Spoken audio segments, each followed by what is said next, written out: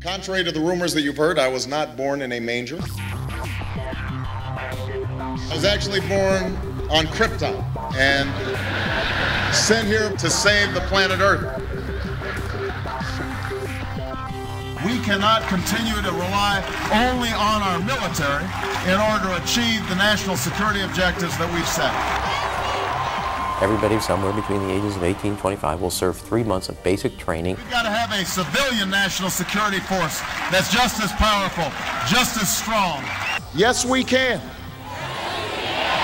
Obama's healthcare plan will include coverage of all essential medical services. Yes, we can. Obama is a cruel hoax. He works for Wall Street. He's an agent of finance capital.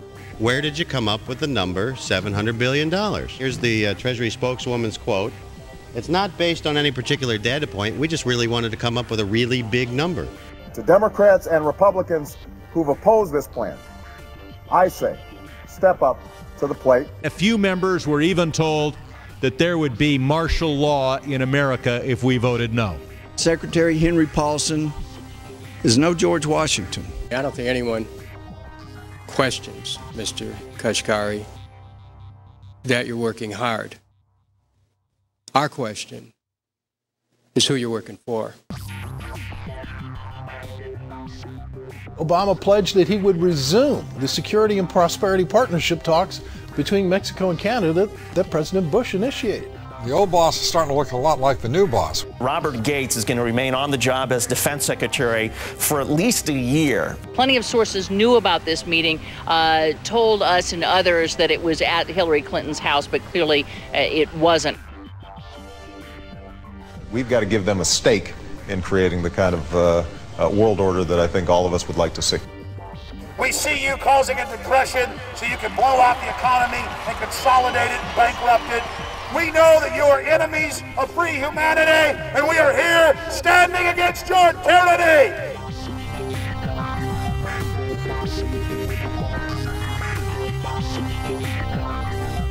The Obama deception. The truth strikes back.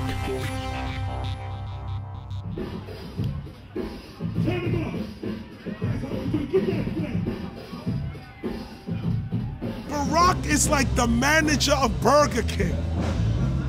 All presidents are, including Bush.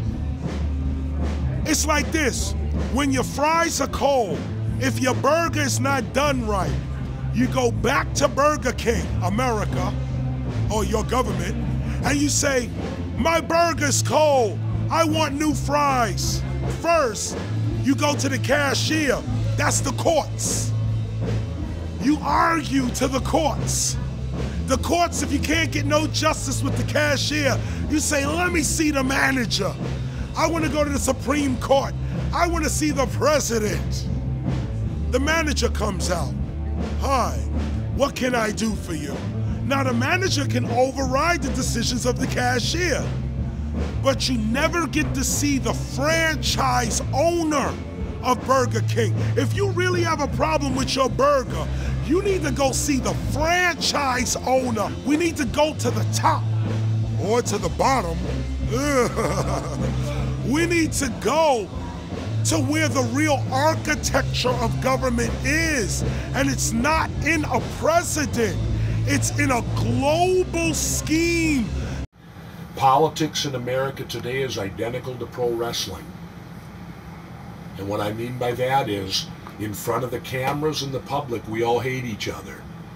I'm going to kick my opponent's butt. I'm going to whale him from here to high water and beat the crap out of him. Yet behind the scenes, we all are friends going out to dinner. Went to dinner together. And it's all a work. All intermarried. Show business. It's showbiz. And that's what you have today in politics. The Democrats and Republicans aren't really opposed to each other.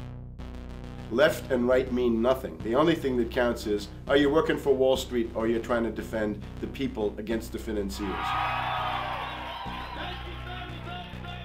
It's pretty obvious that there's some gigantic financial institutions that have been pulling the strings of politicians in this country for a long time. And just the fact that we have it set up where they can donate millions of dollars to these guys' funds, these guys' campaigns. I mean, how do we not expect it all to go bad? America in 2009 was desperate for change. The past 8 years had been a disaster. Those weapons of mass destruction got to be somewhere. Maybe under here.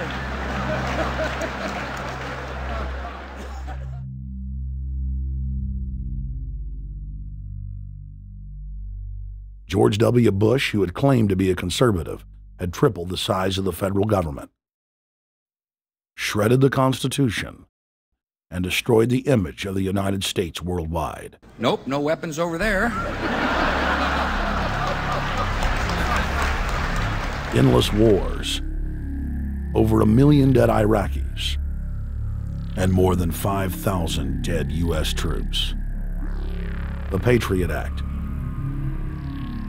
warrantless domestic wiretapping and spying, the end of Posse Comitatus, the rise of the treasonous North American Union, a deepening recession sliding towards total economic collapse.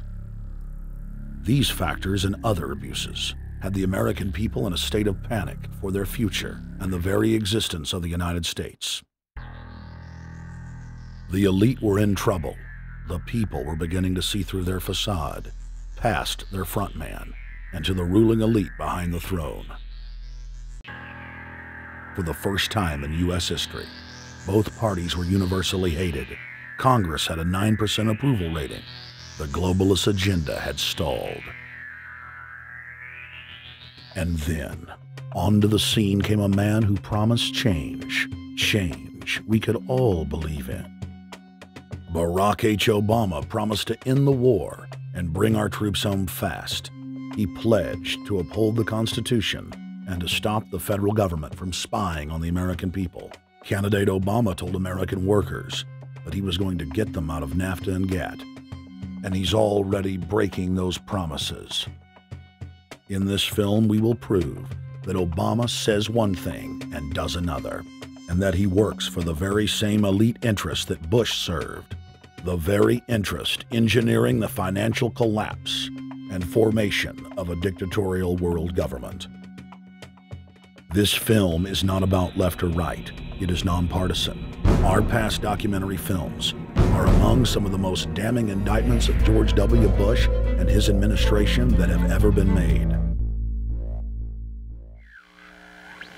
If humanity has any hope of effecting real change for the better, it will not come from the Madison Avenue false reality makers who have cast Barack Obama as the savior of the world.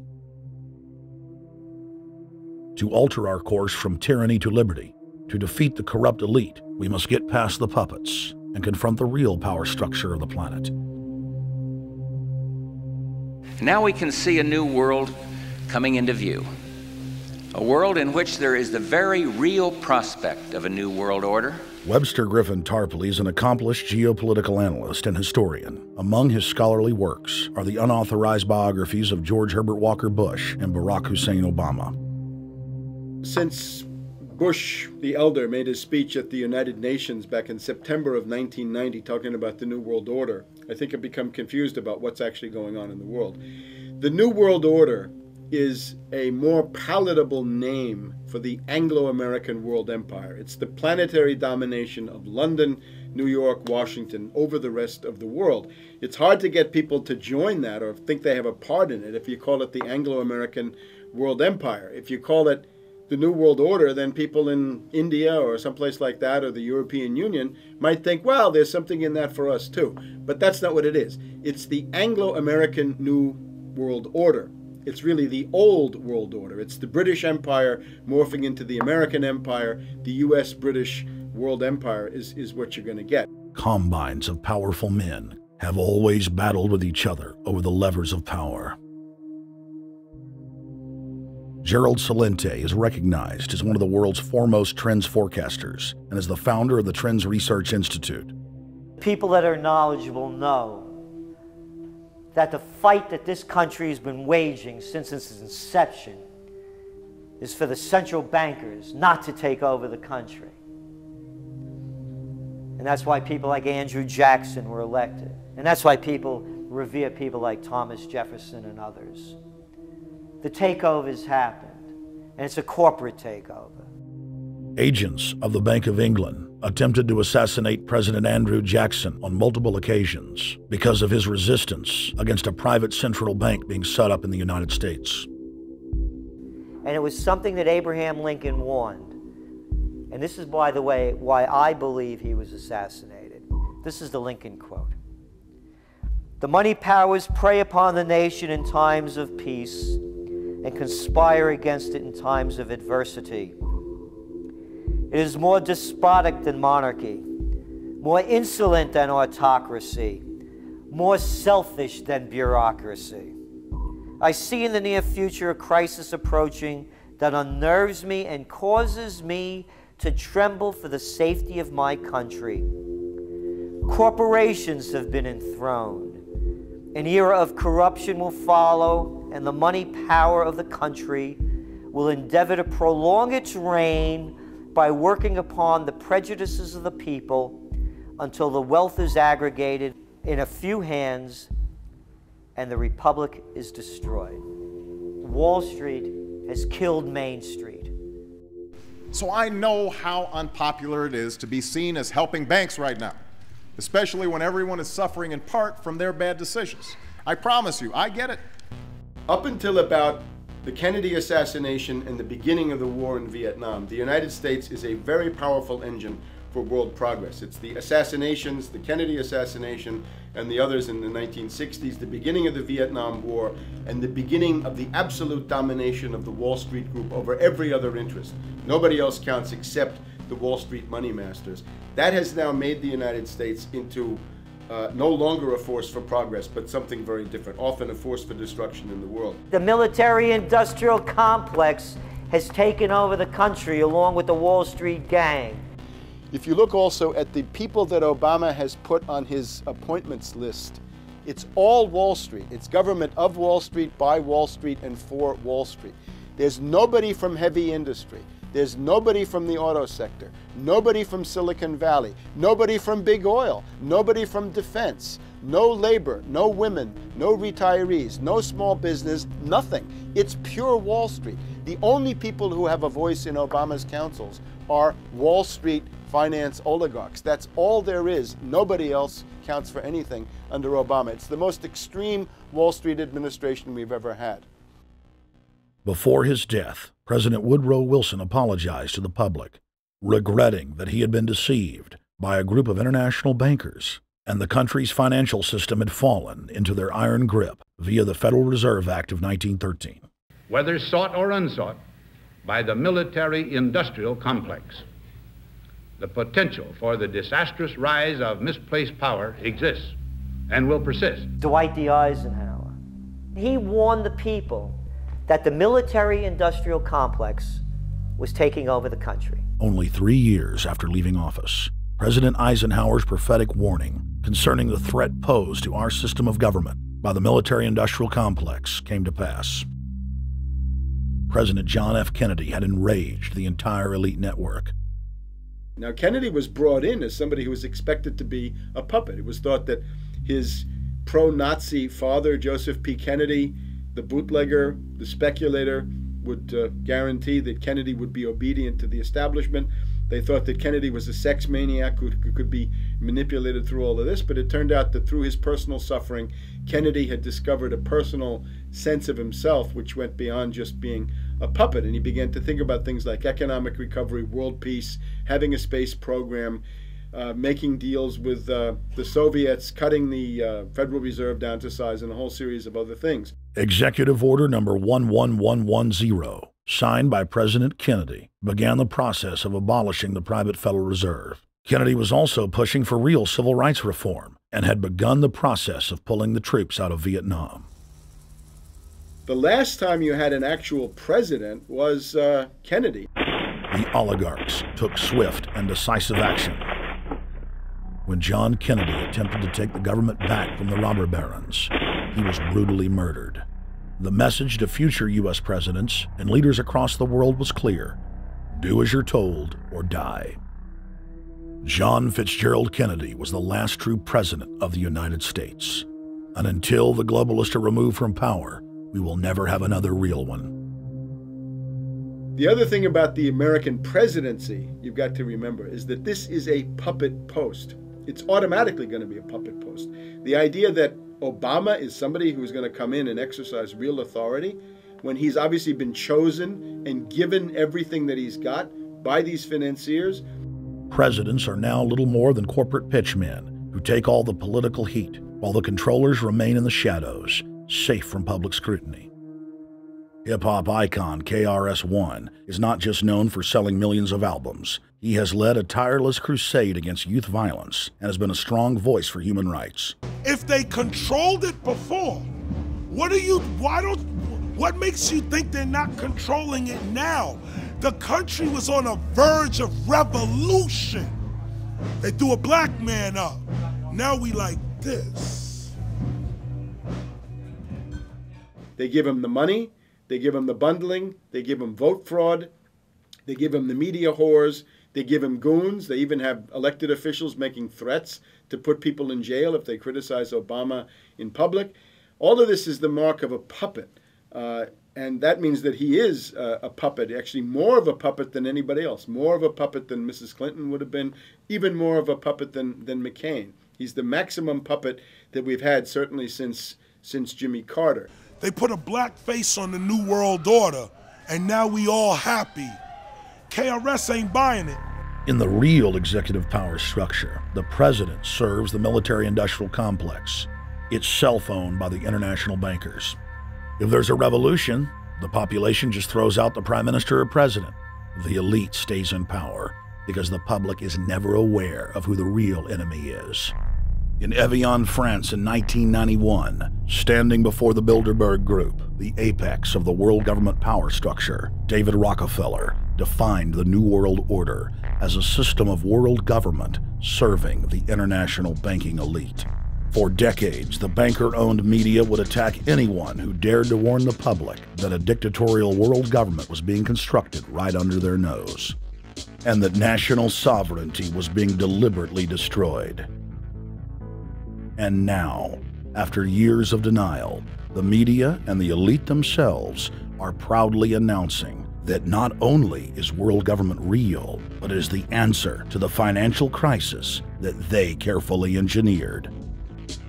Suddenly, the Wall Street Journal tells us that the North American Union is here, and that getting rid of the dollar for a common currency with Canada and Mexico is good.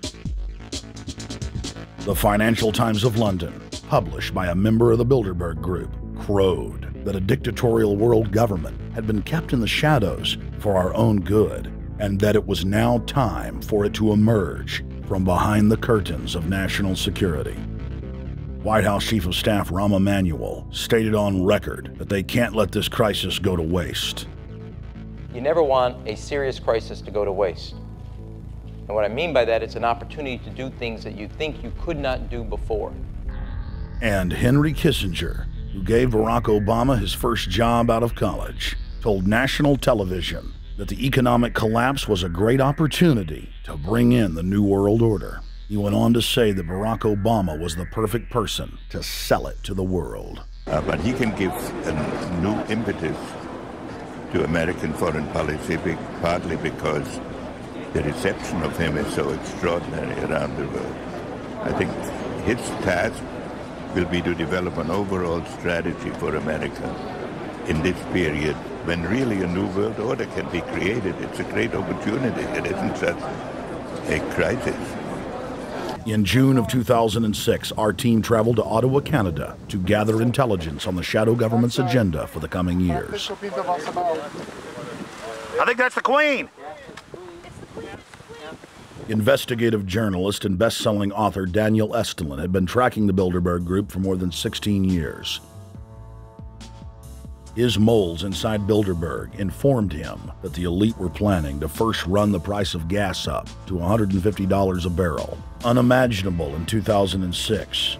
He also reported that after suckering the middle class back into the stock market, the group was going to implode the subprime mortgage market and destroy public confidence. Well, one of the things that we're getting from this morning's conference. This morning conference was about the energy crisis, the price of oil. The afternoon conference, which started about 4 o'clock, 4:30, they were talking about one of the American delegates, I wasn't told who exactly it was talking about the the concern that the American citizens have had with the housing prices going down, so they're not investing that money. So what they needed to do is they needed to create the illusion that everything is going well. So what they're going to do over the next year and a half is to bring the market back up to 1998, 1999 levels. They're going to get all the suckers to invest whatever little money they have left over, and that's when they're going to make the economy bottom drop out. They need to destroy the economy because as we're running out of oil, when people don't travel, at least that's what they're saying, when people don't travel, when people don't have money, they don't travel, they don't spend any money, which means you don't waste a lot of oil and natural gas. That's the afternoon. So how does this source, I mean, just ballpark, I mean, so you have the sources of... Well, actually there are two people who are members of the Bilderberg Club. It's actual members? They're members of the Bilderberg Club who for years and years and years have been going and participating in all the conversations. They've always been dead on, always. And last year they said the oil prices are going to go up to 150. At the time it was 39, it went up to 76, basically doubled. If it doubles again, it's going to be back to where these people say. They attack Iran and will it? Year after year, Estelin and other reporters like Jim Tucker are able to report on future events with stunning accuracy, all because they know the agenda of the Bilderberg Group. The Bilderberg Group sits at the top of the world power structure. 125 of the richest and most influential individuals on the globe make up its membership. From Istanbul, Turkey to Chantilly, Virginia, we have tracked the elusive Bilderberg Group. Bilderberg always insist on a media blackout. By June of 2008, we had already figured out that Barack Obama was the elite's puppet of choice. The national media claimed that during the weekend the Bilderberg Group was scheduled to meet, that Obama had speaking engagements set for Chicago and the Midwest. We knew better. In a classic bait and switch, the Obama campaign told the press corps to get on Obama's campaign plane and that Obama would join them on the flight to Chicago. Campaign staff then slammed the door shut. The fawning press had been shanghaied as Obama's campaign aircraft lifted off without Obama. Robert, why were we not told about this meeting and that the senator wouldn't be on our flight until the doors were shut and we were about to taxi to take off? Again, we had a desire, Senator Obama had a desire to do some meetings. Others had a desire to meet with him tonight in a private way, and that's what we're doing. We set up these meetings. They're being done tonight. Again, Is there more than one meeting? Is there more than one person with whom? I'm not going to get into all the details of the meetings. I don't know that I've got a ton more different answers for all of your questions. Obama wasn't going to Chicago. He had a meeting to attend, a secret meeting. Initially, it was believed that the secret meeting took place at Clinton's Washington, D.C. home. Obama's spokesman denied that, but won't confirm where the former rivals met. He also declined to comment on their topics of discussion. For a day and a half, the mainstream media engaged in a wild goose chase, trying to find out where Hillary and Obama had gone. 3 cover stories later, the corporate press had to admit they had no idea where the 2 candidates had gone. And to this day, Clinton and Obama aren't talking. Plenty of sources knew about this meeting, told us and others that it was at Hillary Clinton's house, but clearly it wasn't. In 2008, the trail led us to the Westfields Marriott Hotel, right outside Washington, D.C. We just flew into Washington, D.C. We're driving to the Westfields Marriott. Tomorrow, the hotel's closed throughout the week into the weekend for the Bilderberg Group meeting. But we're going to check in the night before. They're going to kick us out tomorrow. So we're going directly into the belly of the beast. The hotel will be filled with at least 5 spy agencies: CIA, Defense Intelligence, Mossad, European Union Security. We checked into the Westfields Marriott 48 hours before hotel guests were scheduled to be thrown out ahead of the annual meeting. The building was nestled in the heart of the military-industrial complex, with the National Reconnaissance Office and Raytheon just a stone's throw away.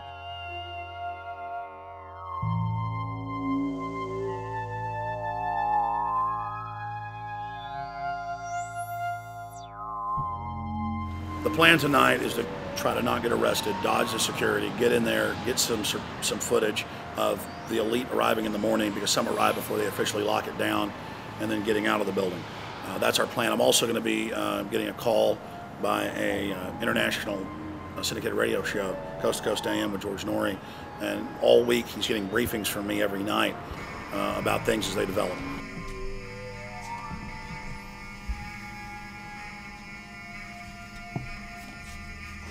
George, we're sitting here in the room. As the phone rings with your producer, Tom Danheiser, to put me on, the fire alarm goes off. So everybody is exiting the building. I know this is a setup. They timed it exactly when this happened. Open the door. I want them to hear the fire alarm. Open the door. I want people to hear this live to the 16 million people listening.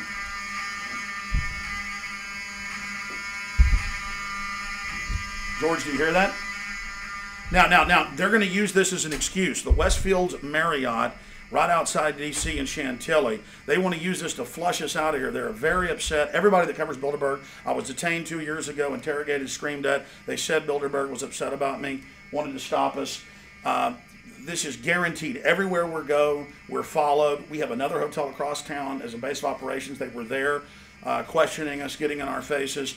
We're being followed everywhere. I need everybody's support right now. I pray to God they don't try to set me up. They may have tried to concoct this as some way to say, look, they didn't leave during a fire drill, assessing me, knowing I would stay and do the interview. But again, the moment the phone rang with Tom Danheiser, the moment the phone rang, the guys answered it, I'm standing there, the alarm goes off.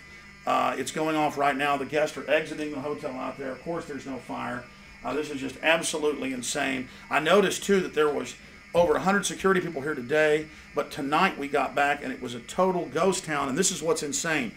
We have a security guy walk up to us 30 minutes ago, about 25 minutes ago, before this happened, and said, "What are you guys doing?" We said, "We're just walking around checking out the artwork in the hotel," which we actually were admiring, but we were also going around getting some footage.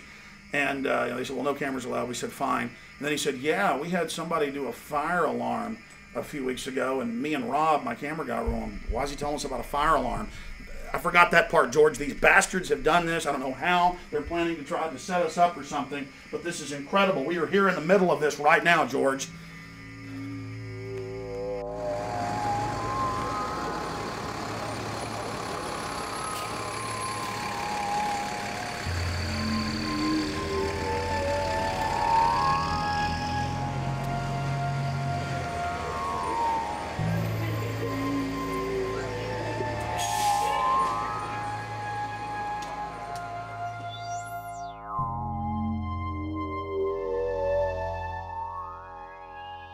There you go. Stay there. Keep it locked.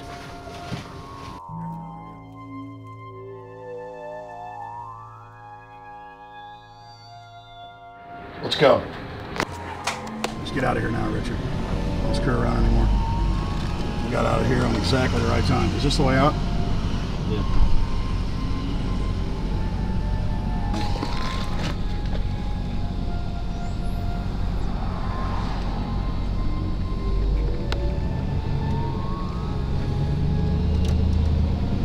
We got a car right behind us.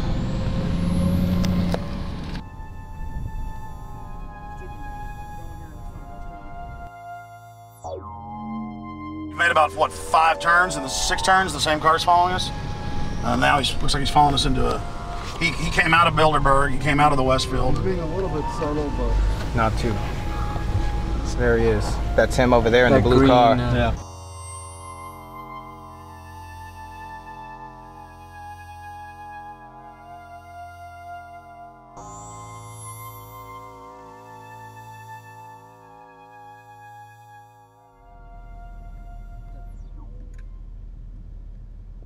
We're headed back to the Marriott here in Chantilly, Virginia, the scene of Bilderberg 2008. We successfully infiltrated the last day and a half inside, got out with some great stuff. We've been tailed, and now we're going back to cover the dignitaries, the elitists, as they arrive. And right now is the prime time for them to start arriving for the next 3-4 hours. We took about a 30-minute break. I'm sure we missed a few, but it doesn't matter. Because we've got scores of people that just organically are listeners, info warriors that are out here taking action. Taping us.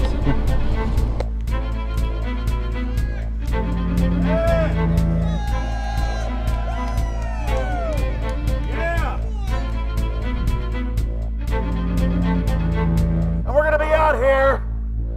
next 3 days, while you try to chart the future of our destiny, we're taking our destiny back. You're not our gods or our masters.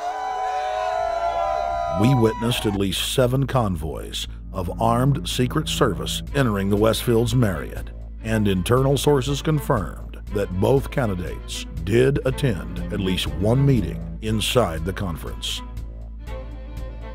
While the Bilderberg Group was 100% successful in 2008 at keeping their name out of the mainstream media, they did not fare as well when it came to the exploding independent press. During the entire 2-day event, anti-New World Order protesters and alternative media encircled the hotel. You are being exposed everywhere! From David Rockefeller, from John Edwards, from Bill Clinton.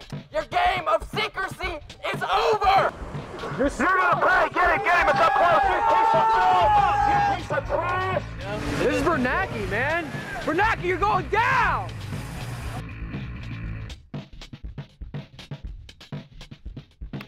Obama, we know you're here, Obama. You cleared your schedule for the next 3 days. We know you're in Virginia. Arch criminals! New World Order scum! We are not your slave scum! Brave Americans came from all over the United States and bullhorned the main conference hall at close range as the global power brokers schemed inside. You are criminals! You control the central bank, you control the currency, and you're turning our beautiful country and world into a nightmare! The global elite are desperate to keep their organizational meetings a secret.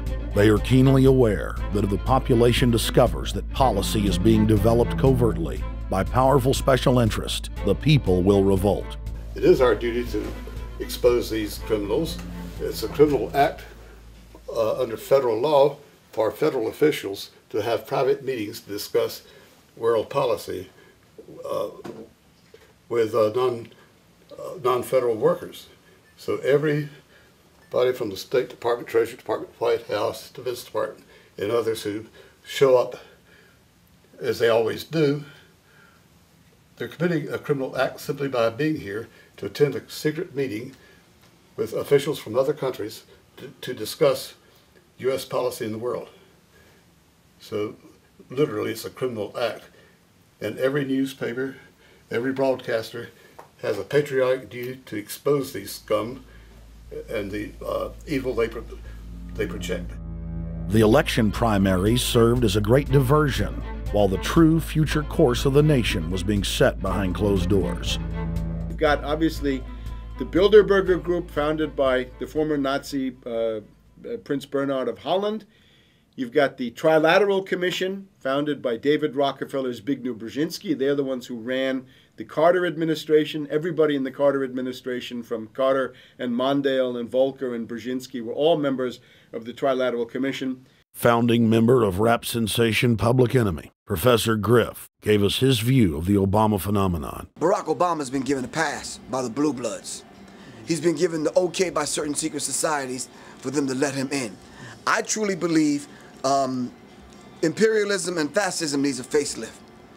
And that facelift is going to have to be black.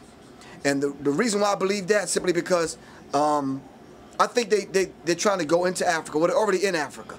But they want to totally control all the natural minerals that they're going to need to carry themselves into the 21st, 22nd, and 23rd centuries.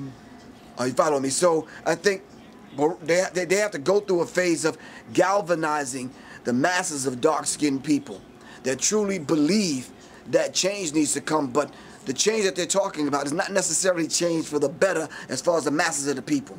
It's probably a better change for them. It's not going to change for us, the little man on the totem pole. And no one looks at the agenda. Long as he positions himself right, have the right tie on, have the right smile, repeats the slogans over and over and drives it home, the average American is just going to swallow it hook, line, and sinker. And we don't even know what the agenda is. Writing in his 1964 book, With No Apologies, Senator Barry Goldwater said, The Trilateral Commission is intended to be the vehicle for multinational consolidation of the commercial and banking interest by seizing control of the political government of the United States. The Trilateral Commission represents a skillful, coordinated effort to seize control and consolidate the four centers of power: political, monetary, intellectual, and ecclesiastical. What the Trilateral Commission intends is to create a worldwide economic power superior to the political governments of the nation-states involved. As managers and creators of the system, they will rule the future. Bilderberg issues executive decisions and prime directives to its subdirectorates for implementation. The Trilateral Commission takes the Bilderberg Group agenda and executes it through regional roundtable groups throughout Europe, Asia, and the Americas. The Council on Foreign Relations serves as the managing roundtable group in the United States sector. The Council on Foreign Relations has dominated every administration since the days of FDR. The way in which they make policy and rule is that they are a polycentric oligarchical system. You have to be a finance oligarch. Remember, this is not a society ruled by generals, not by priests, not by bureaucrats, not by demagogues, none of those, but by bankers. Bankers rule.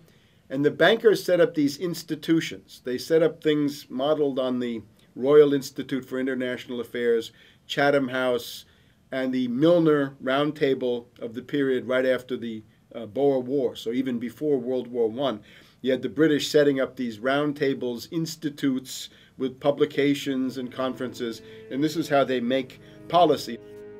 Upon Obama's inauguration, members of the Bilderberg Group, Trilateral Commission, and CFR flooded into every position of power in the executive branch, replacing Trilateral Commission and CFR members who previously filled the positions during the Bush administration. When you look at the U.S. ruling class, you'd have to say that they're a really pathetic bunch of failures and bunglers. They are a miserable excuse for a ruling class, and that's one of the big problems we have. Is you go from Clinton to Bush to Obama. What stays the same is the ruling elite that gives these puppets the orders that they act on. And these orders are wrong-headed, let's say, to say the least. They're basically bankrupt. They're going to lead to the collapse of this civilization. What they're doing is using the existence of the United States as a formerly powerful nation-state to act out their Wall Street fantasies of world domination and maintaining their capital structures and maintaining their system of looting. And this can't be done. So the basic question is, they've hijacked our country and you got to take it back from them.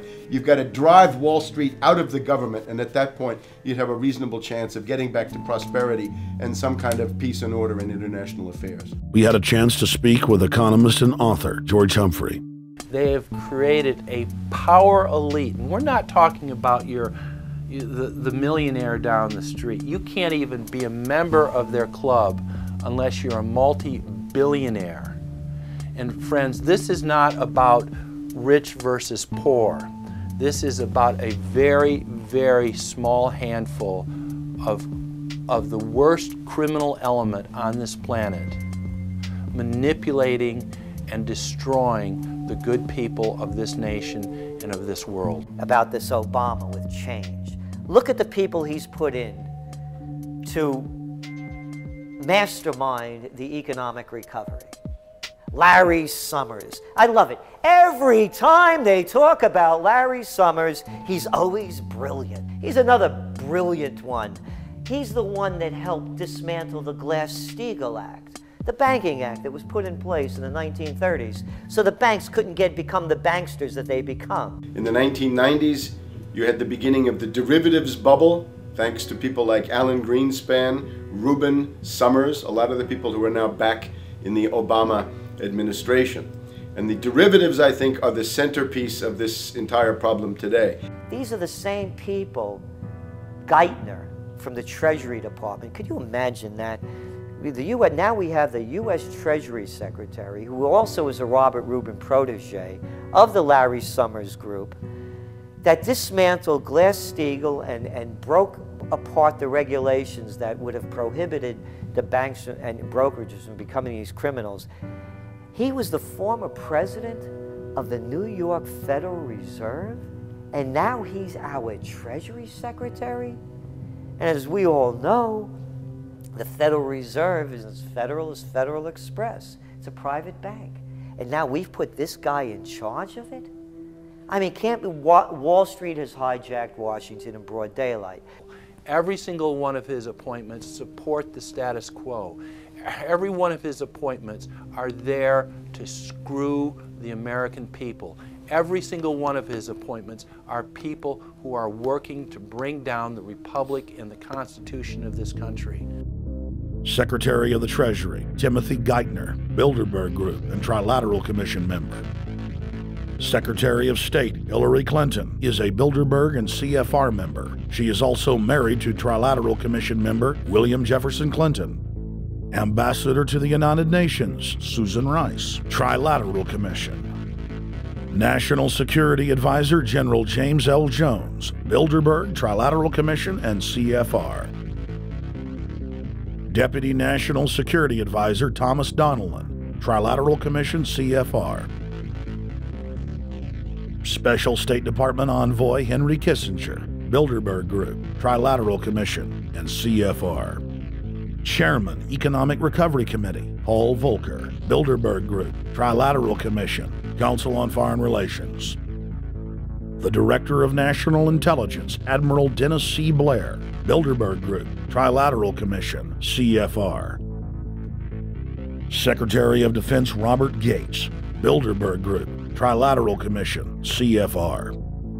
Deputy Secretary of State James Steinberg, Bilderberg Group, Trilateral Commission, CFR. State Department Special Envoy Richard Haas, Bilderberg Group, Trilateral Commission, and President of the CFR. Obama Presidential Advisor Alan Greenspan, Bilderberg Group, Trilateral Commission, CFR. State Department Special Envoy Richard C. Holbrooke, Bilderberg, Trilateral, CFR. And the list goes on and on. Even if Barack Obama were the most wonderful person in the world, he was groomed and brought to power by the global elite to carry out their agenda. Humanity must look past Obama and realize that presidents come and go, but the shadow government and their program of global enslavement continues. How could people be so stupid and gullible to believe a bunch of political people? So people who voted for Obama were trying to express, I think, first of all, something worthwhile. The hatred for Bush, Cheney, the neocons, the desire to punish the Republicans for their adventures, their police state, and their economic depression. The second question was on the economy.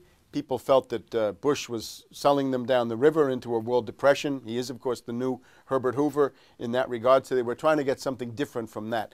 The tragedy, of course, is, and this is really why Obama was groomed and prepared over a period of almost 30 years now, that Obama is there to frustrate and to deceive all of those hopes. Obama is a cruel hoax. He's a bogus sham. He's an absolute denial of everything that you'd expect from an American president. It is very disturbing to see well-meaning people falling for high-tech propaganda over and over again. It happened after 9/11. The American people en masse were swept into a mob psychology, irrationally throwing their common sense to the wind and doing whatever the administration told them to. The general public eventually caught on to the fact that George W. Bush was a deceitful thug and that the economy was in freefall. In the midst of it all, Barack Obama was there, speaking out against the abuse of the people at the hands of the establishment. With the election of Barack Obama, the world rejoiced that the United States was no longer in the hands of madmen. But unfortunately for humanity, this was another vicious fraud. I want to like the guy. He speaks gently, he's intelligent, he seems to be a man of peace. He is just as charismatic as they come. But you know what? Is that a tree is really, really measured by the quality of its fruit. And when you kind of put away all the flowery words, when you put away all the rhetoric, when you put away all the rock and roll music, What he does is what's important for the people of this country, starting with the truth. Obama is notoriously a liar. He promised that he would get out of Iraq, I think within 16 months at some point. We had Samantha Power telling the Scotsman that he wouldn't be bound by those promises, and sure enough, he's now not going to be bound by those promises. Obama pledged in hundreds of speeches and interviews that within 6 months of being elected, he was going to bring our troops home from Iraq. But after he was inaugurated, the story changed. Now he said that they would look at bringing some of the troops home in 16 months. 2 weeks later, his story had changed again. Now the administration would look at bringing the troops home in 23 months. Well, Obama's already fudging. He's fudged since day one in this election, where he first said we're getting out. Well, now it's a timetable, and now it's da-da-da, because they're getting to him. They're understanding that, and he ain't going to be able to get him out because people more powerful than him got us in. When he first ran, remember, he was going to take the troops out. I get in there, troops come home. Day one. There is no military solution in Iraq, and there never was. I will begin to remove our troops from Iraq immediately. And then that went to 16 months. And now he's going to add, they're saying, another 30,000 or more troops to Afghanistan. Next, he sent 30,000 more Marines to Afghanistan, doubling the total number of forces in the crosshairs. Barack then announced that he was going to move missile systems into Eastern Europe to encircle Russia. But after all, what should we expect after he kept Bush's Secretary of Defense Robert Gates? The outcome of this policy is if you're constantly meddling near the Russian borders with these fascist creeps, IMF, NATO agents like Yushchenko of Ukraine, or Saakashvili of Georgia, or these Kaczynski twins in Poland, or various collections of people in Latvia, Lithuania, Estonia, you're tied to these gangsters, and if they decide to start a war, that rapidly escalates into thermonuclear World War III. This is worse than the neocons. Bush and Cheney never got as far as Brzezinski, Soros, and the other people running Obama. Barack Obama swore that he would vote to repeal the Patriot Act, but then he voted for its reauthorization. Obama decried the Bush administration's illegal warrantless wiretapping of the American people. Then he voted to legalize it. Obama pledged that he would filibuster any attempt to give retroactive immunity to the telephone companies, the telecom companies, except he then turned around and voted for that bill. Most people don't know, for example, that he voted to reinstate the Patriot Act and more government wiretapping. Candidate Obama told desperate factory workers in speech after speech that he was going to renegotiate NAFTA and GATT to make it more fair for American workers. It is absolutely true that NAFTA was a mistake. But then his campaign was caught sending out memos to top corporate leaders, telling them not to worry and that it was just campaign rhetoric. We had Obama saying, you know, I'm against free trade. I don't like NAFTA and all those free trade sellouts. We had Austin Goolsbee going to the Canadian diplomats and saying, don't mind him. He's just popping off. That's just election era rhetoric. Doesn't mean anything. Presidential candidate Barack Obama was publicly criticizing the North American Free Trade Agreement in a bid for votes, but privately telling Canadian officials not to worry about it. He said that he was going to bring us peace in the Middle East. He said that he was going to bring us transparency and a balanced economy. He said that he was going to not have lobbyists. He said he was going to clean up government. He said he was going to work for the environment. And point by point by point, within the first month of his inauguration, he has lied and deceived and cheated the American people. The people of the United States and the world were filled with hope that Obama was the real deal when in his first week in office he signed an executive order supposedly closing Guantanamo Bay and other secret prisons. Then the press actually had a chance to read the executive order and were shocked to find that the executive order only said that Obama was thinking about closing Guantanamo in a year. But worst of all, the executive order continued the practice of rendition which the LA Times called secret abductions. They don't know. They think that he's signed off immediately on closing Guantanamo, but he's allowing prisoners now to be taken to foreign countries and not knowing where they're sending them and to be tortured in foreign countries. They don't know that they kept that provision in there.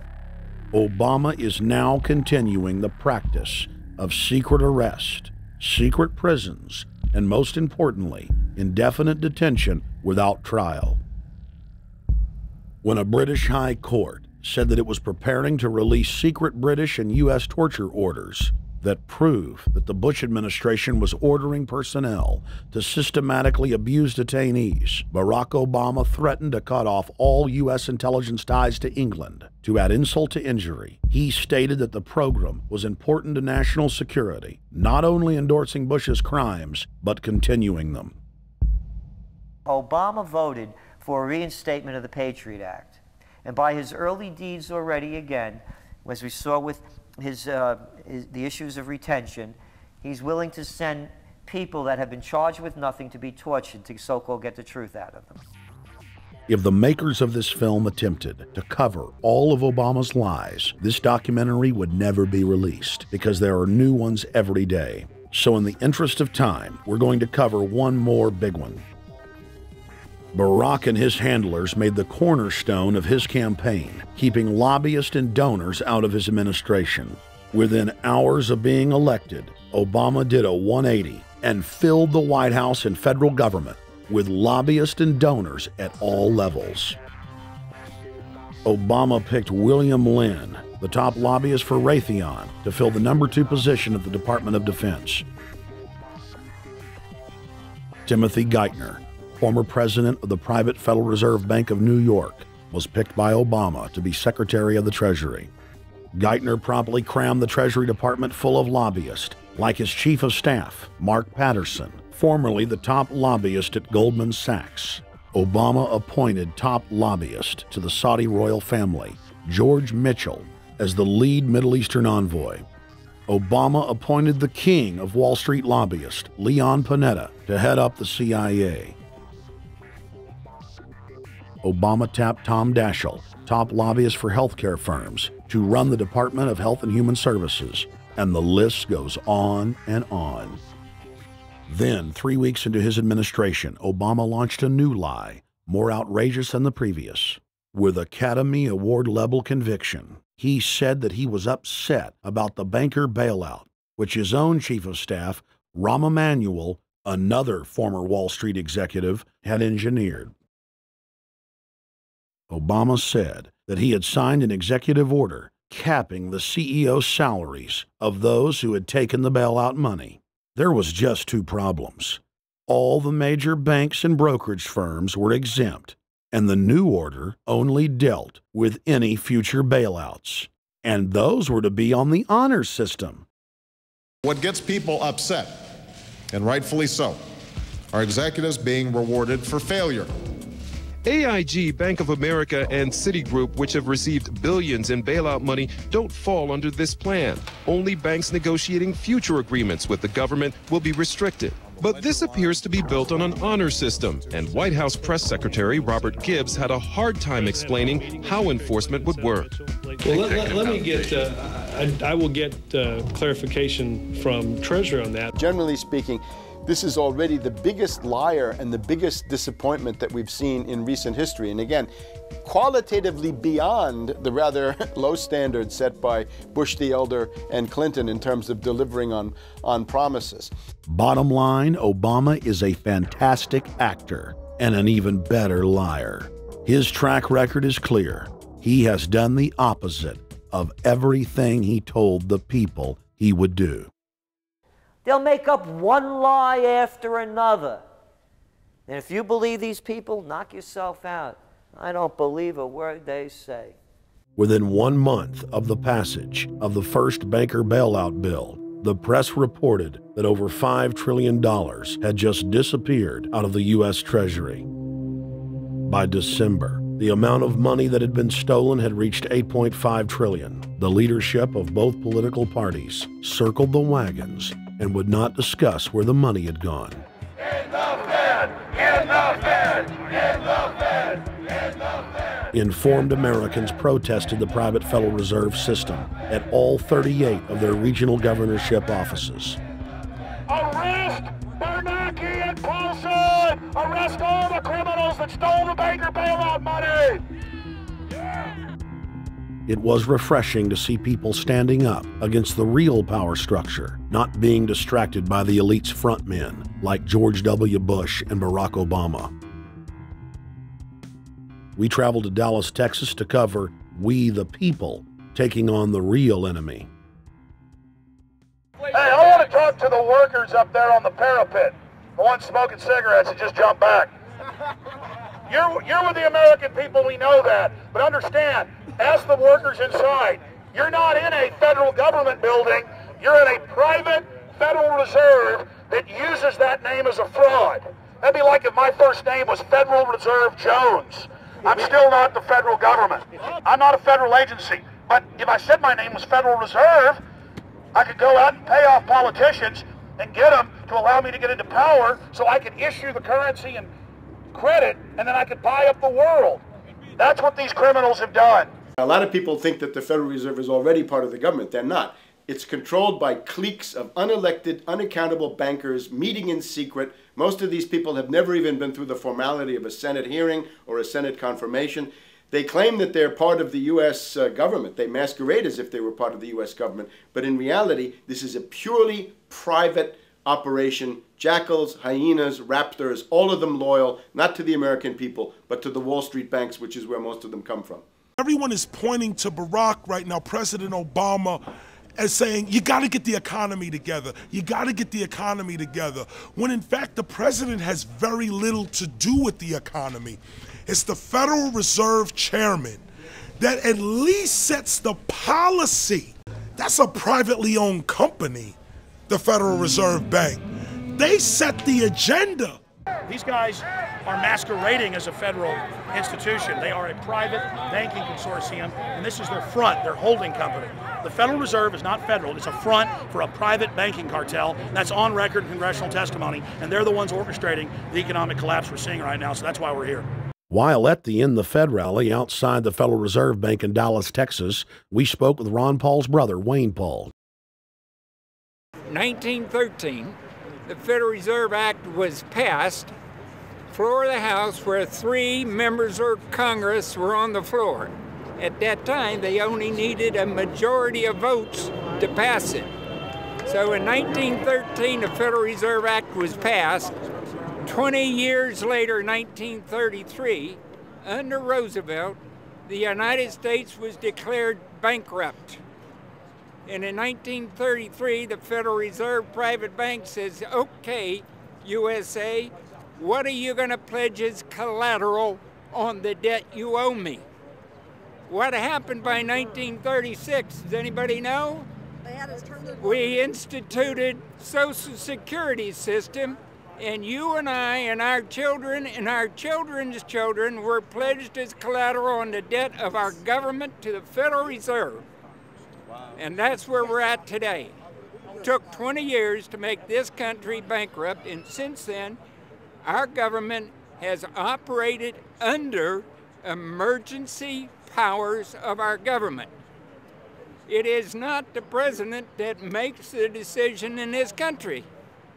It's the Secretary of Treasury who turns around and is put in there by the Federal Reserve to manage the bankruptcy. We've been in bankruptcy ever since. So to print $700 billion and to give it away, how do they get away with it? The manager of the bankruptcy is told by the Federal Reserve this is the way to go. That's where we're at today. Yes, we should point out, Congressman Ron Paul now has a huge amount of sponsors for a bill in the House of Representatives to abolish the private Federal Reserve crime syndicate. In 1913, the money power of the country was taken away from the people. By constitutional privilege, it belongs with the Congress, but it was given up in the Federal Reserve Act. The Federal Reserve is no more federal than Federal Express, but yet it has the power to determine the direction of use of money in our economy. If we could take that power back and put the Federal Reserve under Treasury, we start to be in a position of being able to control monetary policy on behalf of the United States people. The Federal Reserve is totally private, and Alan Greenspan 2 weeks ago on PBS on Lair NewsHour said on record that they are above the law, the Congress, the President, everyone. No court can do anything. We run America. What is the proper relationship, what should be the proper relationship between a chairman of the Fed and a president of the United States? Well, first of all, the Federal Reserve is an independent agency, and that means basically that there is no other agency of government which can overrule actions that we take. So long as that is in place and there is no evidence that the administration or the Congress or anybody else is requesting that we do things other than what we think is the appropriate thing, then what the relationships are don't frankly matter. Notice what Greenspan is saying. Greenspan is saying the Federal Reserve is beyond the law. And in reality, they are in practice beyond the law. Nobody, as far as I know, has ever audited the Federal Reserve. One of the first things we ought to do when we nationalize the Fed is go in there and find out the audit. Who stole money? Who engaged in corruption? There's a whole series of people going back to Volcker, to Greenspan, to Bernanke, and so forth. Think of the arrogance of private group of banks that have bankrupted the nation by design so they can repo the country. A private group of banks that loaned us our own money back are telling us they're above the law. You are not above the law, criminals. No one is above the law. No one is above the law, and the private Federal Reserve sure as hell isn't either. Since the founding of the Federal Reserve back under Woodrow Wilson, the Federal Reserve has struck out 3 times. They didn't stop the crash of 1929. They didn't stop the banking panic of 1932, 1933. And now they are the cause of the derivatives crisis because they're the ones who inflicted derivatives on the world with Alan Greenspan. Instead of our economy being about goods and services and real products and manufacturing, it's all about these guys, the private Federal Reserve that masquerades as a government entity who controls the issuance of currency and credit. They're the ones that have cut off the liquidity in the market. They told us have a debt-based economy. Then they cut it off once they get us under their thumb and implode the economy so they can consolidate it. And that's what they're doing right now. I mean, it's in their own documents, it's in their own statements. They claim, give us unlimited power, give us trillions of dollars of the Baker bailout bill that's already $5 trillion, not $850 billion as they say. And we'll get the economy going, but they're hoarding the money and buying up other banks that aren't part of the Federal Reserve, buying up insurance companies, buying up roads, infrastructures, media empires, defense contractors. What the banks do is they implode an economy by cutting off credit, and then once things really fall to a low, and they know the low because then they buy everything up and start then putting more money back into the economy, and then they build it back up. So they build us up and then shear us, build us up and shear us. And they're getting ready. All over the world, they're always shearing some country, imploding it. Comes out in their own IMF and World Bank documents. That's just the foreign arm of the same cartel. And these are the people who claim to be the saviors of the economy, the people who have created every important crisis in the past 100 years, the Federal Reserve. So it's illegal, it's unconstitutional, and it's a failure. And I think the failure is what everybody can see right now.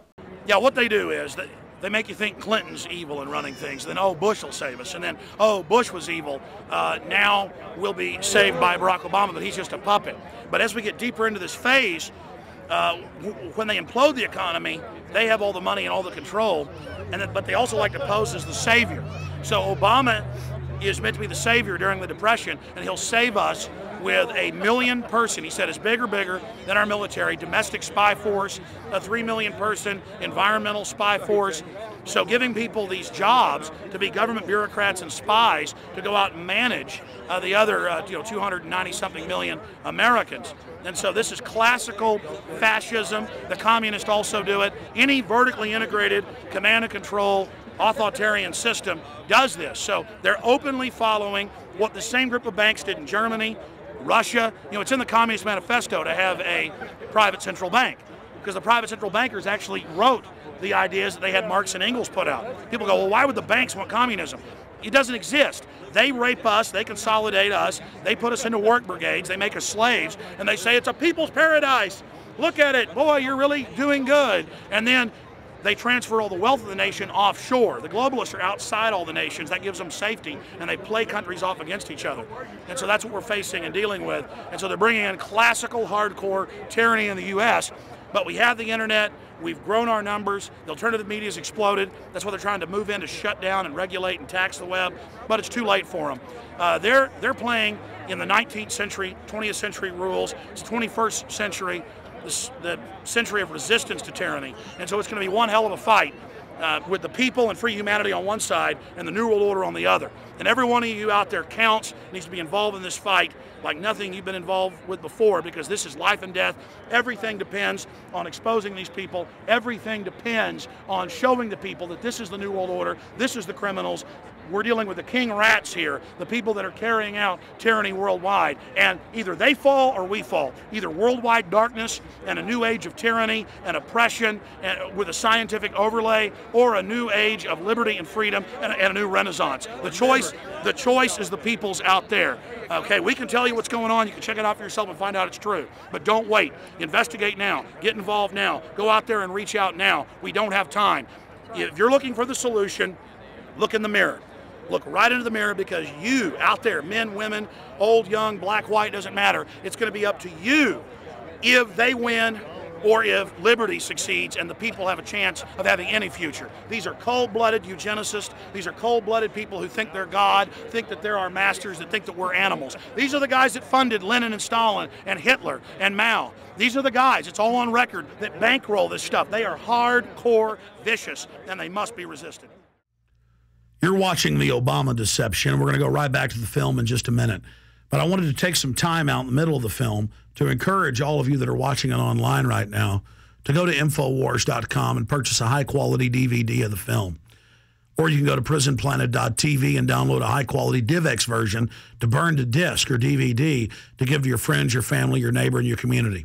I also want to challenge all the viewers out there to take time out to write notes as you watch this film and to check all the claims that we've made for yourself, because I'm confident in the information presented here. And I want you to not trust me, but to know for yourself, to know in fact that Obama is a betrayer and a liar, a Judas goat, a Trojan horse to bring in the one world government.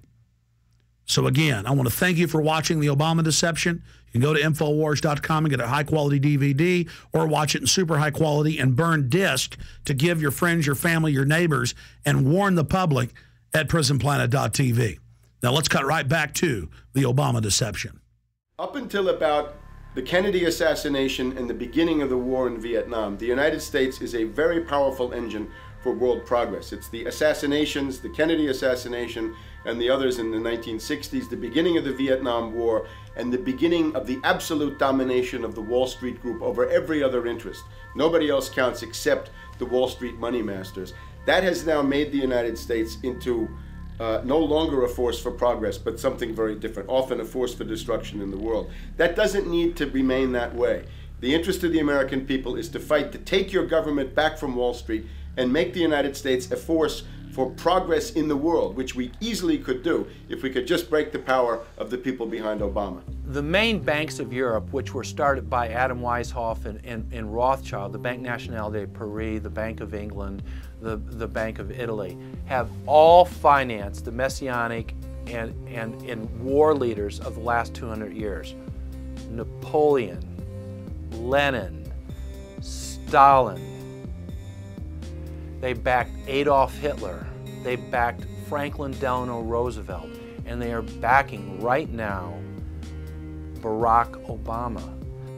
The banking cartel had established a beachhead in 1913 through the Federal Reserve Act. In 1947, they set up a parallel shadow government through the National Security Act.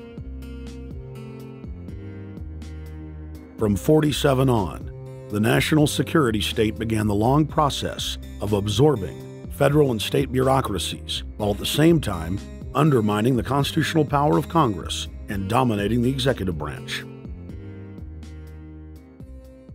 By controlling the issuance of currency and credit, the private Federal Reserve was able to buy up most of the Fortune 500. And if a company wouldn't sell, the bankers would unleash federal regulators to run them out of business. Private central banks in Europe, the United States, and England took taxpayer money and loaned it at over 30% interest to third world nations. The bankers would then bribe the leaders of those countries not to pay back the loans. Their third world puppets would sign agreements stating that when the country defaulted, the banks would be given all the natural resources and infrastructure of the once sovereign lands. But worst of all, the countries would pledge future taxes paid by the people in perpetuity as profit to the private banks. By the year 2000, there were few nations that had not fallen to the designs of the money power. The globalists were now ready to start their final phase of world government takeover, the destruction of the Western nations' economies. To carry out their final takeover, they first removed banking regulations like the Glass-Steagall Act in the late 1990s. This allowed their front companies to issue unlimited credit to the world and to set up colossal Ponzi schemes, the likes of which the world had never seen. The scams were advertised by the controlled corporate media as completely legitimate. Because of the fantastic returns, private investors, corporations, state and local governments invested heavily. They had taken the bait, hook, line, and sinker. To destroy confidence, in late 2007, the bankers themselves began to badmouth the scams they had created. Next, the central bankers cut off the tsunami of fiat money that they had been using to pump up the bubble. When Congress and the public refused to write the finance oligarchs a blank check, the bankers began to engage in financial terrorism. They said that the world would go into another Great Depression unless their demands were met, further destroying confidence. The stock market instantly had its biggest one-day loss in history, but even that wasn't enough to force Congress to capitulate to the offshore banks. Senator Inhofe of Oklahoma and Congressman Brad Sherman of California, amongst others, told the world that the entire Congress had been threatened with martial law by the White House and the Treasury Department if they didn't pass the so-called banker bailout bill. The only way they can pass this bill is by creating and sustaining a panic atmosphere. That atmosphere is not justified. Many of us were told in private conversations that if we voted against this bill on Monday, that the sky would fall, the market would drop 2,000 or 3,000 points the first day, another couple thousand the second day, and a few members were even told that there would be martial law in America if we voted no. That's what I call fear-mongering. Unjustified. The final version of the bill was kept secret from the Congress until minutes before the vote on October 3, 2008. The Federal Reserve had promised total transparency, that every dime would be accounted for. To Democrats and Republicans who've opposed this plan, I say, step up to the plate. Let's do what's right for the country at this time, because the time to act is now, to prevent the possibility of a crisis turning into a catastrophe. After its passage, the public learned with horror that the bill was really a financial coup d'etat by Wall Street.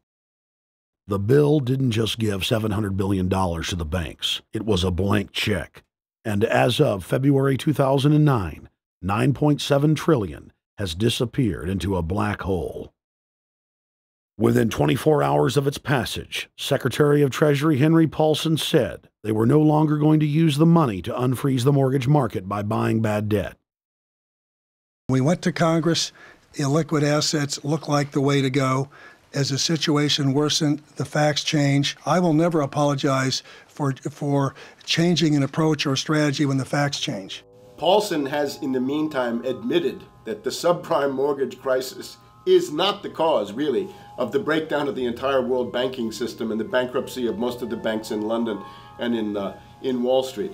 He said, oh, we're going to buy up toxic assets, but we're not going to worry about subprime mortgages. What he's talking about is derivatives. Derivatives are the center of the crisis.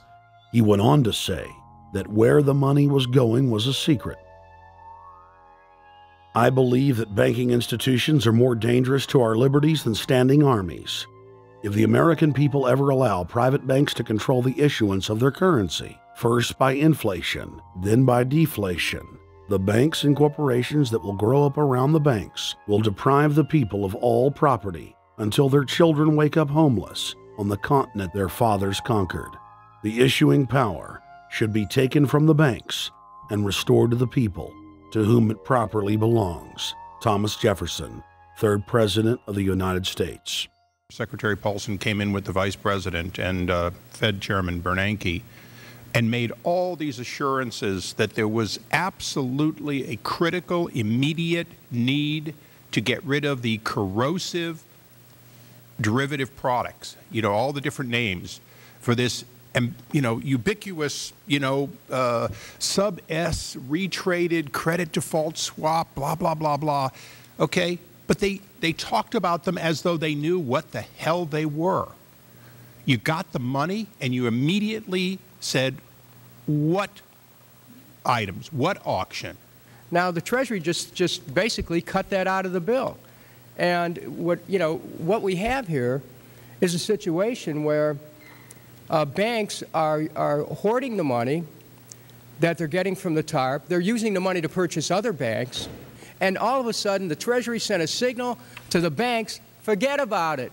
We're going to give you the money that you want, and you do what you want with it. Unless you direct it specifically, it's not going to happen. I don't think anyone questions, Mr. Kashkari, that you're working hard. Our question is who you're working for. Throughout its passage, President Bush and Senator Obama worked in tandem to get Congress to pass the bill without even having time to read it, despite the fact that in major polls, 98% of the American people were against the bill. The leadership in both parties were for it.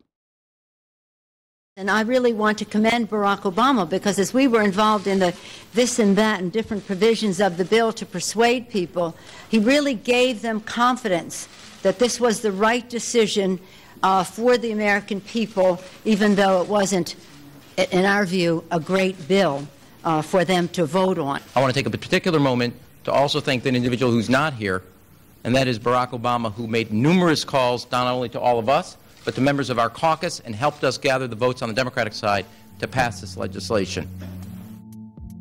Bankheads then bragged to the press that they were hoarding the bailout money and using it to buy up smaller, healthy banks and insurance companies. Their plan was working like a charm. Next, the central bankers loaned the federal government back $787 billion of our own money at interest for President Obama's so-called stimulus package. And just like the banker bailout, Congress was given less than an hour to read the 1,070-page-plus stimulus bill.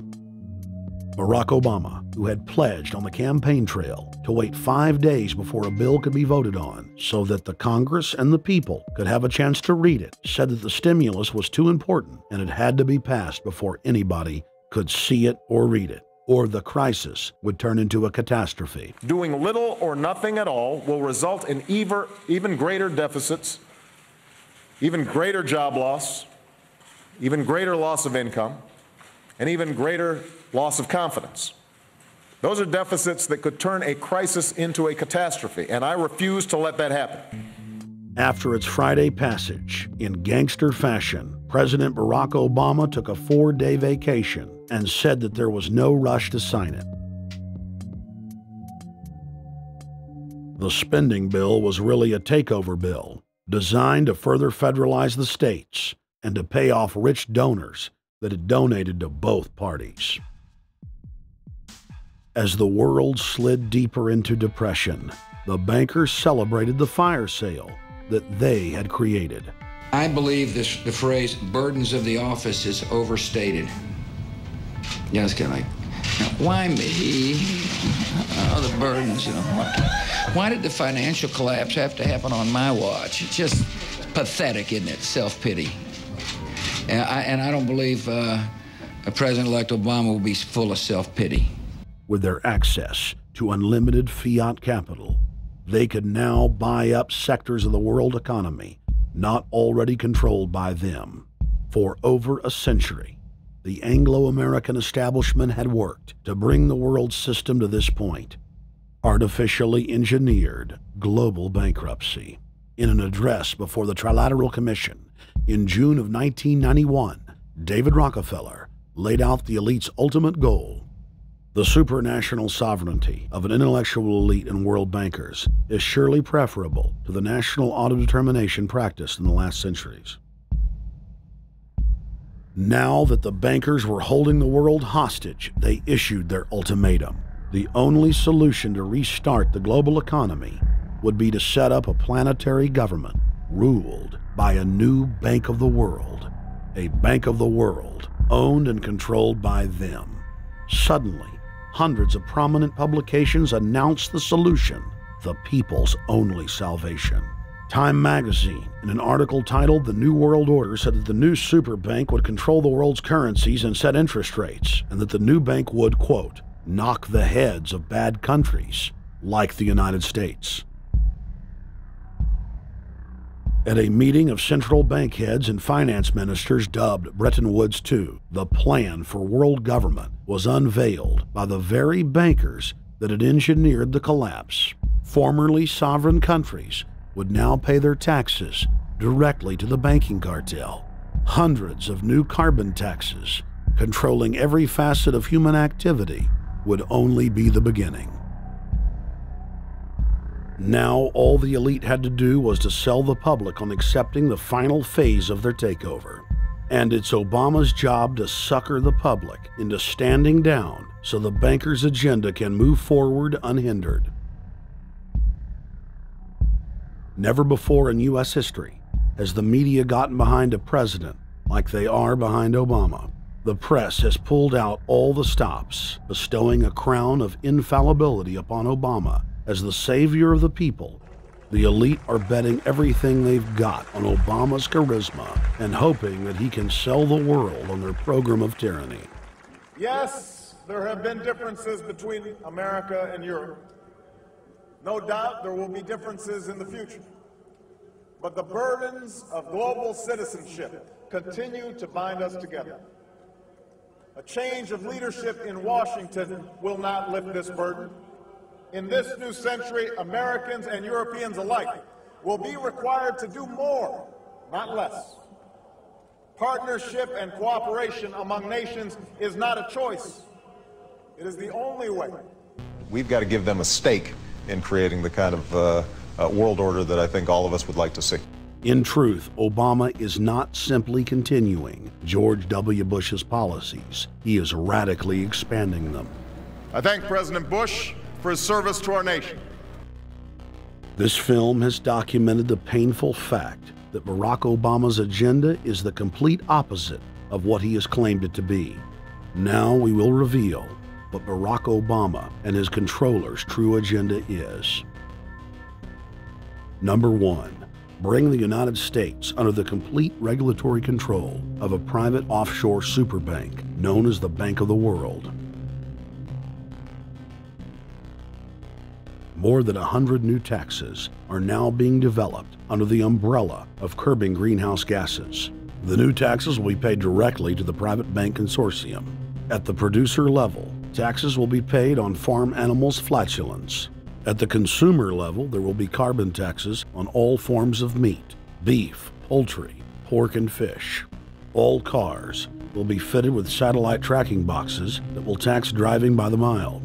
And an added tax will be placed on all fossil fuels, including motor oil and natural gas. All plastic products will have a carbon tax added. Outdoor space heaters and fireplaces are to be taxed. All electricity produced by coal-powered plants will be taxed. Under the cap-and-trade system, citizens will be forced to pay taxes on thousands of products to private cap-and-trade services owned by Al Gore and other elitists. There will be taxes on light bulbs, water, trash pickup, air travel, train travel, bus, ship, medicine, steel production, mining, clothing, laundry, asphalt are just a few of the new taxes to be levied. But to truly transform our economy, to protect our security and save our planet from the ravages of climate change, we need to ultimately make clean, renewable energy the profitable kind of energy. So I ask this Congress to send me legislation that places a market-based cap on carbon pollution and drives the production of more renewable energy in America. That's what we need. The notion of anthropogenic global warming is a fraud. In other words, the idea that the planet is getting warmer and that human activity is somehow responsible is a pseudo-scientific fraud. It's a big lie. It's a monstrosity. Remember the Nazis, they had race science, race hygiene. They said Aryan blood is different from any other kind of blood. This was, of course, idiocy, a fantastic piece of nonsense. Today, we got something similar. Global warming caused by human activity, and the answer to that is carbon tax plus cap and trade, according to the wishes of Al Gore, Prince Charles, and basically the entire world banking community, the world oligarchy. What they're trying to do with that is to perpetuate the current system where bankers rule the world, financiers rule the world, and the rest of us get the crumbs from the table. But remember, if you try to put on cap and trade and a global warming carbon tax with the idea that you're going to save the polar bears, what you're going to do is destroy human society. You're going to cause genocide on a massive scale. The deaths will be measured in the hundreds of millions and indeed in the billions. Just the idea of global warming means that there'll be no development for Africa, no development for the poorer parts of Southeast Asia, and no world economic recovery of any kind ever in our entire lifetime. So it's important to expose and fight the pseudo-scientific fraud of global warming. One more point about this. You don't need a climatologist to know that this stuff is a fraud. I'm a historian. I can tell you, in the last 1,000 years, we had a period of very warm temperatures called the medieval warm period, where all kinds of grapes and semi-tropical stuff was growing very far into the northern hemisphere. That was about 1100, 1200. It happened to correspond with an all-time maximum of sunspots. Right now, we can say that we're going into another maximum period where there'll be some warming, but we're well within the limits of the medieval warm period. About 1600 to 1650, there was an ice age in northern Europe. The North Sea was filled with ice. The German and Dutch ports and the English ports were filled with ice. That corresponds to an all-time minimum of sunspot activity, the Spörer minimum and the Maunder minimum. So this has largely got to do with solar activity. We can see that other planets, not just the Earth, are warming slightly as a result of increased solar activity. But we're well within the minimum. So what the oligarchs claim to be an open and shut scientific case is a piece of pseudo-scientific nonsense, and it should be rejected. Number 2, the social engineers are fully aware that the Obama craze will wear off quickly, so they are racing to put in place the most oppressive police state control grid in human history. 20,000 battle-hardened regular Army troops are now being deployed to patrol the streets of the United States. FEMA is now building giant camps in every region of the country, and the Congress has introduced bills like the National Emergency Centers Act, H.R. 645, which merges local governments and the police under federal control. And as we all know that have watched these things, they're ready for the riots. With these detention centers that are being opened up around the country, with state police training for riot control in the event of economic calamity and food riots, they know what's going on and they're prepared for it. So people better also prepare for it themselves. Anyone that's not prepared for what's going to happen, they deserve what they get, because there's enough information out there pointing to the problems, and they should take all precautionary actions. Next, Obama ordered the Defense Department to issue DoD Directive 1404.10, establishing a 1 million person civilian army under his control. Simultaneously, Obama launched USAService.org. The new website deceptively masquerades as a federal agency, but in reality is a recruiting tool building a separate, completely private army outside of government that takes orders directly from Obama's controllers. Barack Obama has refused to rescind Presidential Decision Directive 51, signed by George W. Bush. The directive plainly states the president is a dictator and that Congress is ceremonial. We cannot continue to rely only on our military in order to achieve the national security objectives that we've set. We've got to have a civilian national security force that's just as powerful, just as strong, just as well funded. President Obama and his Chief of Staff, Rahm Emanuel, have repeatedly stated on the record that all Americans below the age of 64 will be forcibly conscripted into federal service. Citizenship is not an entitlement program. It comes with responsibilities. Everybody somewhere between the ages of 18 and 25 will serve 3 months of basic training and understanding in a kind of civil defense. Now, it doesn't always have to be service in uniform. One of the things that if you talk to our generals, they are desperate for is a civilian counterpart to our military forces. So is this compulsory then? Well, you have to, in a sense, it's required of everybody, 18 to 25, 3 months. And at some point at that point, you do it. Obviously, I'm not going to say perfect legislation. We'll work that process through. Or you could do it during a college summer, or you could do it after high school. If you have a demagogue with a fanatical mass movement of personality cultists who is imposing the program of a group of extreme bankers and finance oligarchs, that's fascism. Obama's transition site, change.gov, proclaimed that middle school and high school students will be forced to serve the federal government. Fascism is gutter up, streets up, hooligans, thugs, fervently idealistic students, swarming adolescents, just the kind of thing you see around Obama. The way you get a population to enslave itself when the police and the army are no longer enough to do that. So I think that's if you're a left liberal, it's time to open your eyes to that. All young Americans between the ages of 18 and 24 will be conscripted into a paramilitary domestic security force. If Obama has his way, adults and seniors will also be forced into other forms of service for the betterment of the homeland. Number 3, disarming the American people. Obama operatives in the Congress have introduced more than 10 bills that would end the Second Amendment as we know it. H.R. 1022 would allow the new Attorney General Eric Holder the dictatorial power to ban any gun he wishes at will. In 2008, before the Supreme Court, in the D.C. gun ban case, District of Columbia versus Heller, Holder argued for the complete disarmament of the American people and that only the military should own firearms. H.R. 257 would ban all youth shooting sports, including YMCA and Youth Olympic shooting clubs. H.R. 45 would force all gun owners to undergo federal psychological screening, registration, and testing to keep their firearms. White House Chief of Staff Rahm Emanuel has proposed the extrajudicial banning of any American on the fraudulent no-fly list from owning any firearm. That is, if you are on the no-fly list because you are known as maybe a possible terrorist, you cannot buy a handgun in America. Over 25,000 Americans are added each month to the no-fly list, which numbers over 1 million people who have not been charged or convicted of any crime.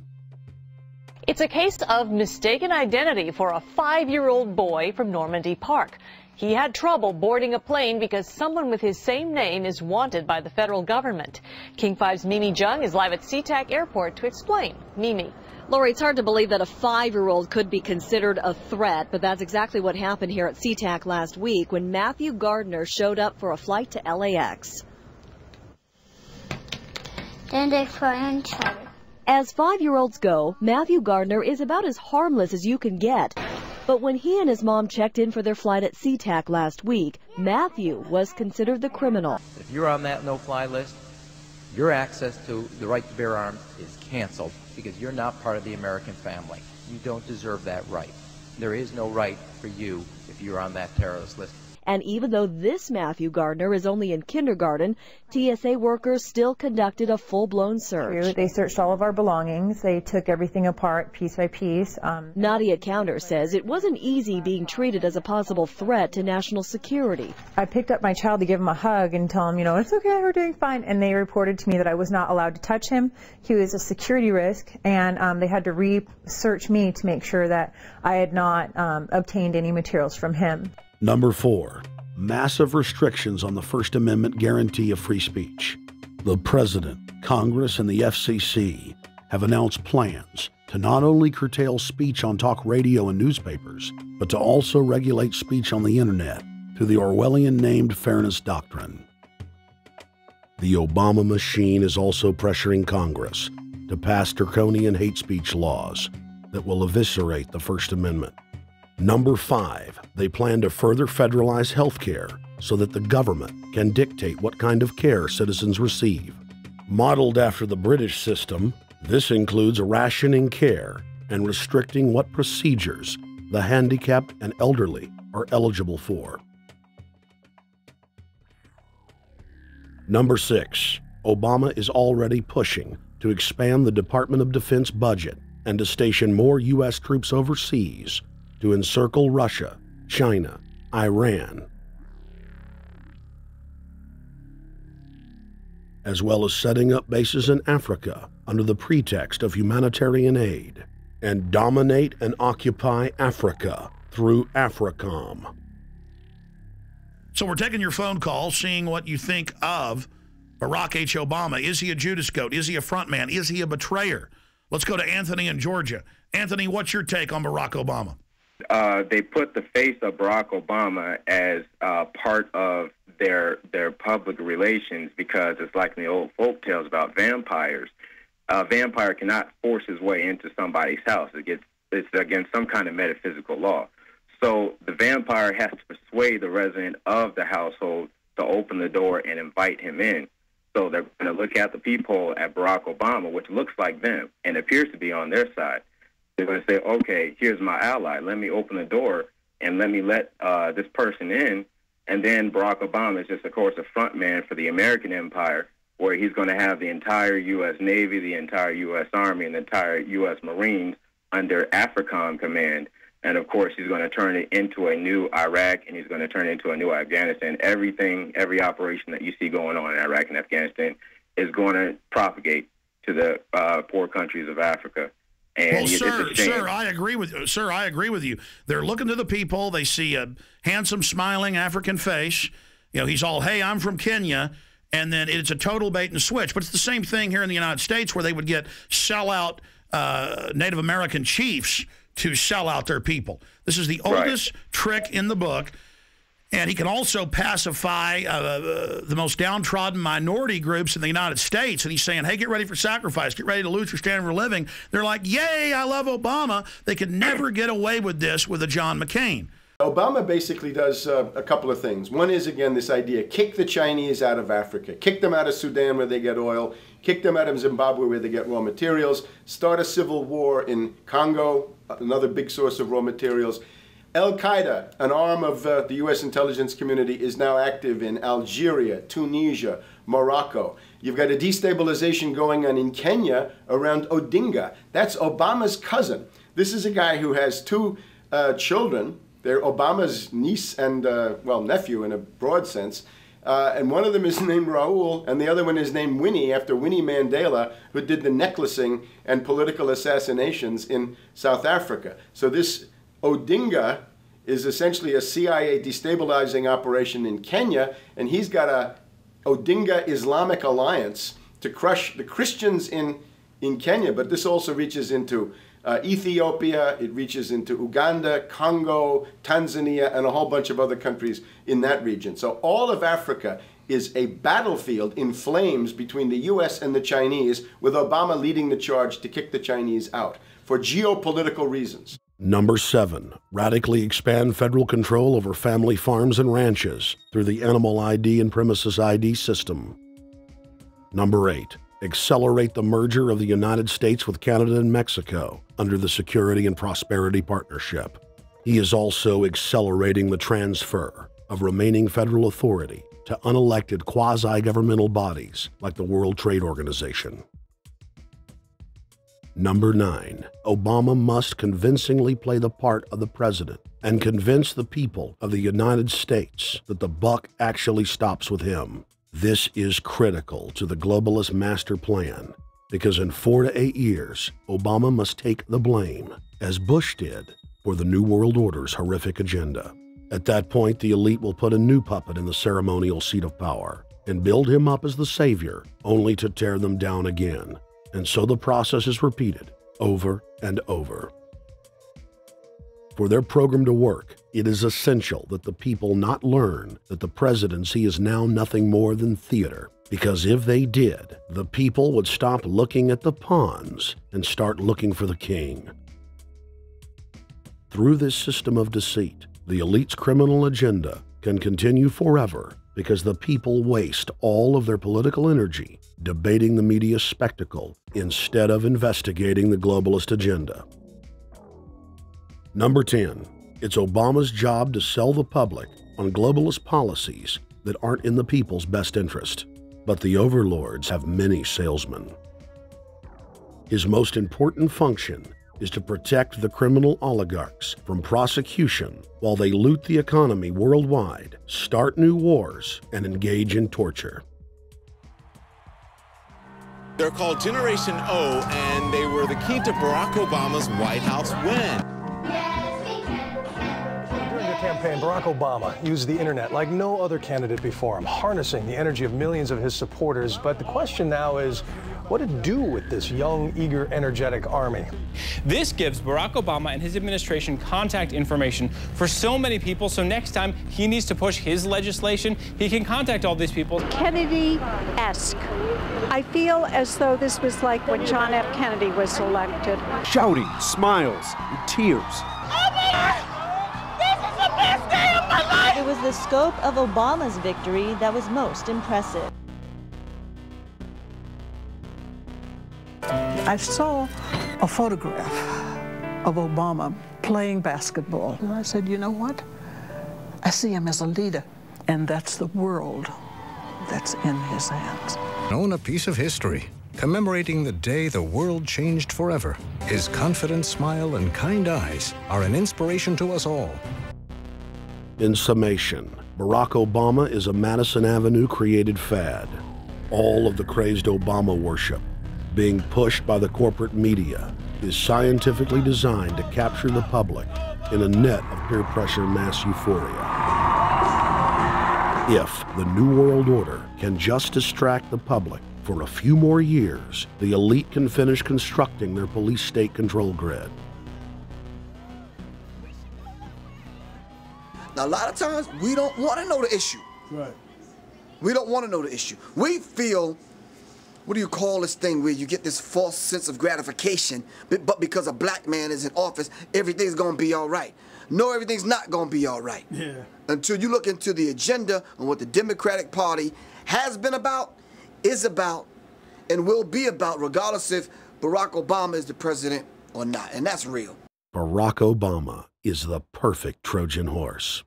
He makes the people feel like they finally have a place at the table, even as he betrays them. I won't have to worry about paying my mortgage. Oh, it's such a blessing to see you, Mr. President. Thank you for taking time out of your day.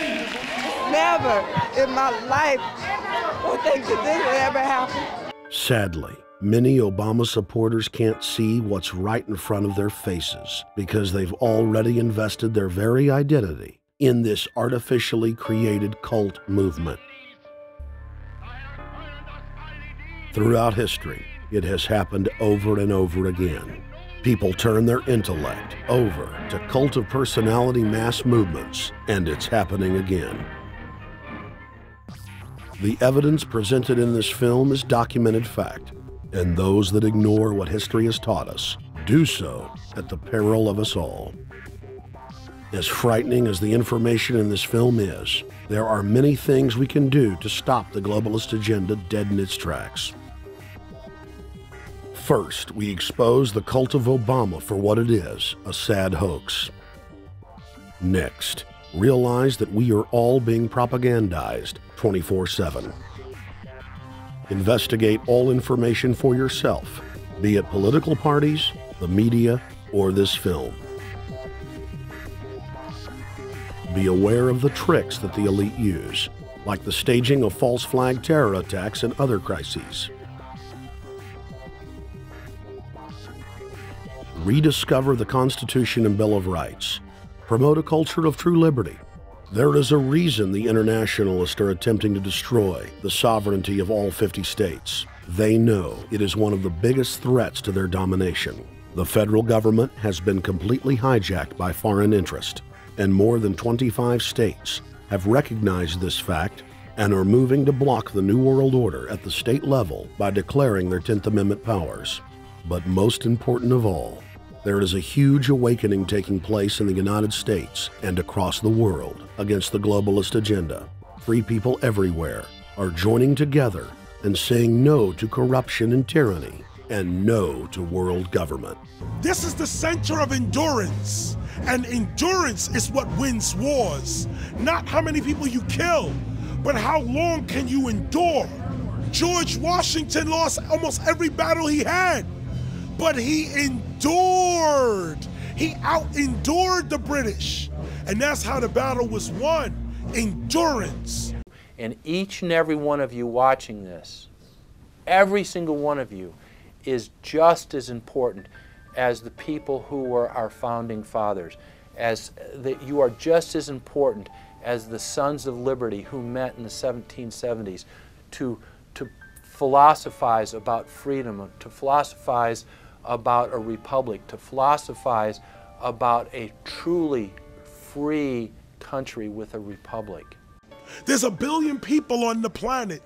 It only takes one to change it. Are you the one? There may be everybody in your classroom bugging out. Your whole school may be on fire with kids wild and bringing guns. But are you the one? Nature has a way of abundance. Nature puts out a lot of stuff looking for the one.